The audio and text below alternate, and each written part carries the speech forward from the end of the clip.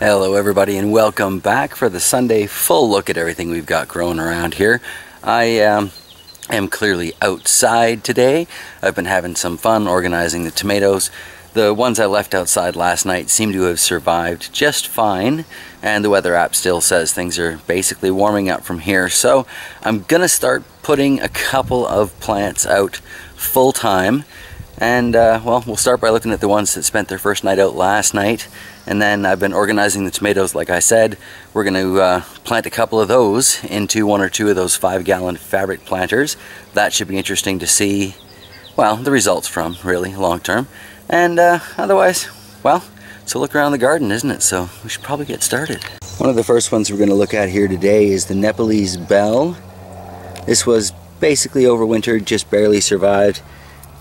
Came out yesterday. I put it into a fabric planter, or no, pardon me, it was already in the fabric planter, but because it was in that and I gave it a good thorough watering, I left it out. For some reason I just don't want to bring these in and out of the house. Got buzzed by a bird there. But it seems to have survived. Oopsie, that might have been a bad example. It seems to have survived just fine, and I am hoping that means any other peppers that come out in the next few days will also do very well. As we can see, the herbs here are doing quite well. The sage is definitely adapted to being back outside, ready to grow. That thing was crazy bushy in the ground last year. I'm very curious to see what it can do in Troll's garden here this year.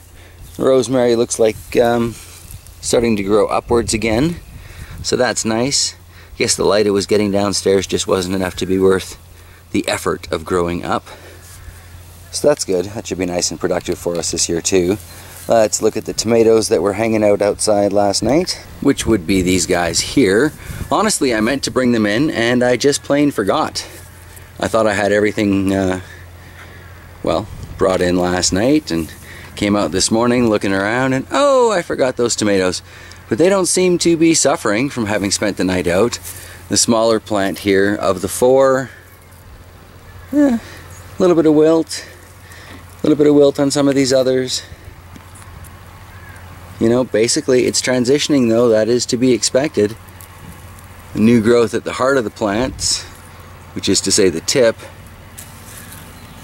all seems to be pretty solid. So, give that a bit more water today. Everything's going through a lot of water, but it's nice and warm, so that's fine. Anyway, this is doing well. So I think, based on that, we're gonna put a couple of the larger tomatoes out, but I want to make sure I have excessive numbers of them. I don't want to put out like an only of a variety, you know? Which is why I just spent like the 20 minutes before I grabbed the camera doing all this. These tomatoes were incredibly intertwined with each other, but I believe I pretty much have them all kind of organized by varieties. It looks like we've got a lot of Better Boy hybrids kicking around, and these red pears. I count 5 red pear tomatoes there, so we're probably going to use one of them as a test tomato. I was hoping to use that nice big Manitoba because it's a Manitoba variety, but the only other one I seem to see at the moment is just that little tiny one down beside it. So there's some uncertainty there. Not sure what I'm going to do. Definitely one of the red pears though. Got 7 of those Sweet Aroma hybrid tomatoes. So possibly the one in the cup, and I don't know, I brought 3 of those planters out, so maybe I will put the Manitoba in, who knows.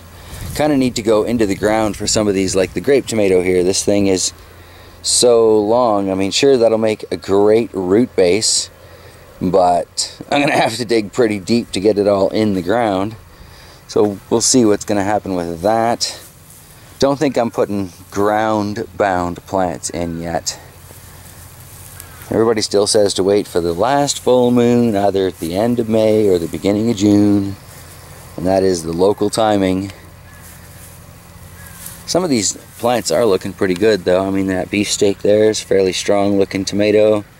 These 2 bush beefsteak looking alright. Everything needs to be watered, but that's no great surprise. It's, I'd say around 2 o'clock. So, they've used up what they got this morning. Got a delightful surprise yesterday Shocks and I were discussing whether or not we should transplant this black lace elderberry or just plain dump it. Started cleaning around the base. I found a few different places where its distinctive dark purple leaves are starting to grow. So I'm amazed it's still alive. Doesn't seem to do very well, but at least it's coming back for us, so that's nice. Looking down at the peppers and such, most of these things are doing all right. That one, paper lantern, today will be its last day with everybody. Those Swiss chards seem to have survived the night just fine. And most of these smaller peppers are doing okay. The one that really has me concerned is the ahi pennick there, which was looking so great. And then this morning when I brought it out, it looked terrible. So I pulled up its cup and it was greeted by a very nasty, stanky sort of smell. Dumped it out, gave it a fresh batch of, I think it was the Miracle-Gro tomato food fertilizer. And, put it back in the cup, brought it out with everything else. But a lot of that plant is really not looking very happy. The stuff at the very top of it all seems to be okay. But I am very concerned. So if anybody's got any thoughts on maybe what could have happened within like 24 hours to that poor plant, I would love to hear it. Starting to wonder if it needs to go into a larger tote and maybe have its nutrients bubbled with an air stone or something to keep it going and fairly content. So we can see the El Oro is coming along quite nicely. Does need to be watered. And there are a lot of sunburnt leaves on there, but comparatively, the new growth coming off of it, I think it balances itself out quite nicely, really. Alright, so after a bit of wandering and a fair bit of inner dialogue, I've decided on a bush beefsteak, the larger of the Manitobas, and one of the surprisingly large amount of red pear tomatoes. Hopefully, one or all three of these will live through the nights that are coming ahead. And we can start putting other plants outside too. Here you can see my handy dandy not a wheelbarrow. We still don't actually have a proper wheelbarrow, but we do have this ice fishing sled. It has become so indispensable around here, it's ridiculous. As you can see, it's currently filled with Manitoba mud raided from the large garden. And that is what we're going to use to plant those 3 tomatoes today. So I think in honor of current location, we'll start off with the Manitoba variety. This thing has already got a fair number of flowers starting on the top of it. Not quite sure if I should nip those off and let it root or what. Being me, I'll probably just let it do its own natural thing. Here I've got one of the 5-gallon root pouches. In theory, that's as much room as I can give it. Alright, so I figure we'll take a second and look at the roots of this while the tractor is off in the distance. Not too terribly root bound considering how long ago these were started. So I can actually probably dig that in a little bit deeper. Really excited about this Manitoba variety though. I got these up at the Home Hardware last year, saved a few seeds. Apparently they were viable. They produced a decent sized tomato in a decent amount of time. So at least this should produce, assuming it survives being a guinea pig. Well, if any of these tomato varieties are going to be up to the task at hand, I would certainly like to hope it's the one named for the province we live in. So, good luck to you, little tomato. Good luck. So with this red pear variety, I'm taking a different tactic. I've ripped off a lot of the leaves on the lower stem, placed its root base in there kind of sideways, and I'm going to plant it pretty deep. So that even though it's such a reaching plant, there's only going to be just that little bit sticking up above the soil. I'm looking at the sled here thinking I'm probably going to need more soil. Turns out I had just enough soil in the sled to finish that off. It did stay pretty much in the spiral that I demonstrated. Quite curious to see how that's going to work out. I've never really done a corkscrew with a tomato stem before, but the logic to me is it's all the same. It's under the soil level. It's going to grow roots. It's all good, right? So finally that brings us to the bush beefsteak, which I am planting straight at the bottom. Gonna pretty much let it go straight up, and I'm fairly confident that that'll work out just fine. Well, there we are, 3 little guinea pigs sitting in the cold. Gonna have to put them in a better spot. And then I think it's safe to say these could all use good deep watering. And we'll see how they do in the weeks ahead. So I figure while I'm filling up these fabric planters here, I might as well add that dark opal basil to Troll's garden. Got a decent sauce flavor going on there, I think.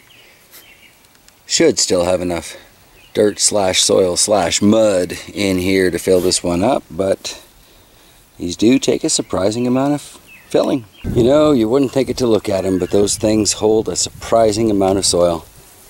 It's going to be interesting to watch this grow this summer. Alright, well that leaves me one available root pouch. I've just kind of tucked it on the chair here so it doesn't blow away when the wind picks up. 5-gallon size, and I believe I said I was going to put squash in that. So, not quite ready to leave them outside yet. But I am going to leave 3 more of these tomatoes out over in the raised bed bunker garden. Now I know I've said I was going to use this particular bed for peppers, but I thought about it and you know, really there's a 50-50 chance these tomatoes are going to live. If they live, they're nicely spaced out. They've got lots of room to grow and produce. This year I actually set a weight goal for myself, so production is kind of where it's at. And if they should die from the cold, well, then I'll plant 4 peppers in here instead. No big deal. But we've got a bush beefsteak improved here that's going to be on the end. Oh, sorry, wind. Celebrity hybrid going to be in the middle. And a Better Boy hybrid going to be on this other end by the row garden once I get that taken care of. So I guess it's time to do a little more digging on my hole here, because I wanted to fill up the top of the raised bed over there. Get some actual soil in it for a change, give these tomatoes a chance. This thing's going to end up lowered quite a few inches by the time I'm done. But that'll be fine, because like I said, we're kind of talking about making a pit behind these little spruce trees here where we can fill up all of our beds with, so it'll work out in the long run. Anyway, I figure you don't need to see me hauling soil around, so we'll get back when this is kind of filled up and all taken care of. You know, looking nice, like a garden. Or nicer, at least. Still gotta look like my garden, doesn't it? Well, they look incredibly floppy now, but the garden bed itself looks much better. Gonna give these a nice deep watering. Probably 4 or 5 trips with that little watering can. Hello, Shadow. But there you go. Alright everybody, well after all that digging in the garden to fill up the raised bed, I'm sweaty, gross, and ready for some good proper iced tea. So, think I'm gonna wrap it up there. Besides, it's getting kind of late and I want to get this up before it's too late when it's finally posted, you know. Crazy. I do try and keep things on a semi-regular schedule. Yeah. On that note, y'all know what Monday is, so I will see you guys on Tuesday. Happy gardening, everybody.